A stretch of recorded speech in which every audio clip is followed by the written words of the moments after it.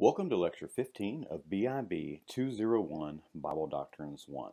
Now that we have finished up the doctrine of bibliology, the study of the Bible, today's lecture is going to be on theology proper, the study of God the Father.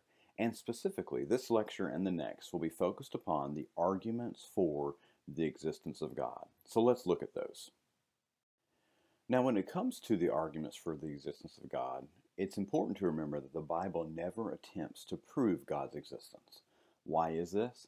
Well, because that is one of the presuppositions that one must have in order to accurately come to and understand the Bible. This was something we discussed at the introductory notes about the two presuppositions that one must have in order to read the Bible, that God is, and that God is the rewarder of those that diligently seek Him, or God reveals Himself. So the first argument that we're going to look at that's considered extra-biblical, outside of the Bible, is called the cosmological argument. And the cosmological argument gets its meaning and term from the Greek word cosmos, which means world. Therefore, number one,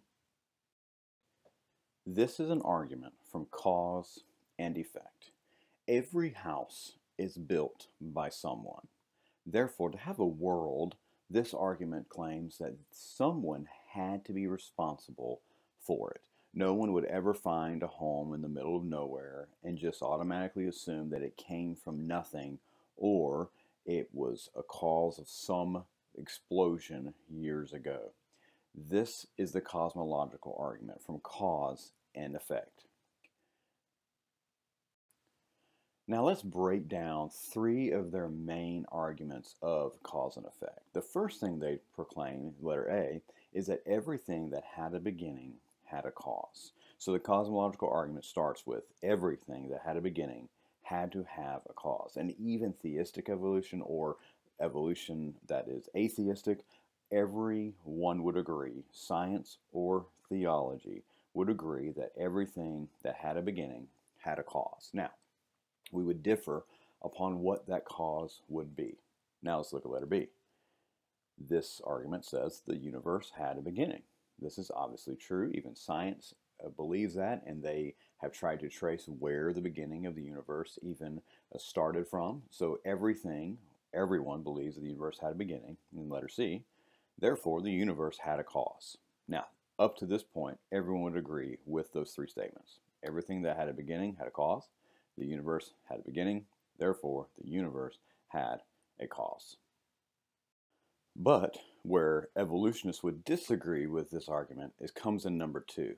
This argument declares God to be the first cause who is himself uncaused.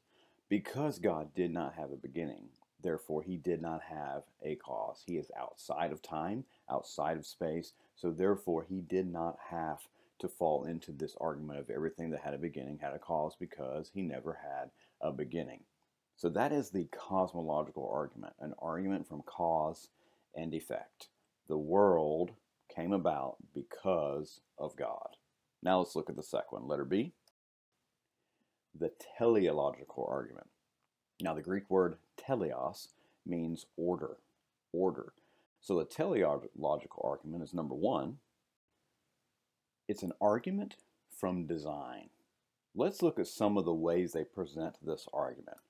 First, letter A, human artifacts are products of intelligent design. When you find things from ancient civilizations, those artifacts show that someone was intelligent enough to make those artifacts. Then let's look at letter B. The universe resembles human artifacts. When you look at the magnificent way that the universe has been orchestrated, and the fact that many planets spin in different directions, which would go against a massive explosion at the beginning of the universe, which would have caused everything to spin in one direction. This shows that the universe resembles human artifacts. Then letter C. Therefore, the universe is a product of intelligent design. Now notice at this point, they're not saying who designed it. It's just trying to say that based on these previous two arguments, the universe must have been a product of intelligent design. Then letter D. The universe is complex and gigantic in comparison to human artifacts. So when you find human artifacts on Earth and compare them to the massive universe and all the galaxies and worlds and stars that are in it, this shows the complexity and enormous volume that we're looking at when it comes to an intelligent designer. Therefore, letter E, there probably is a powerful and vastly intelligent designer who created the universe. Now, when we look at the universe in its totality, it is almost completely overwhelming to be able to completely understand and explain every single aspect of it. So, just to even take it on a minor, smaller scale, let's look at the human body and the complexity of the human organs that God has given us. First, let's talk about the eye.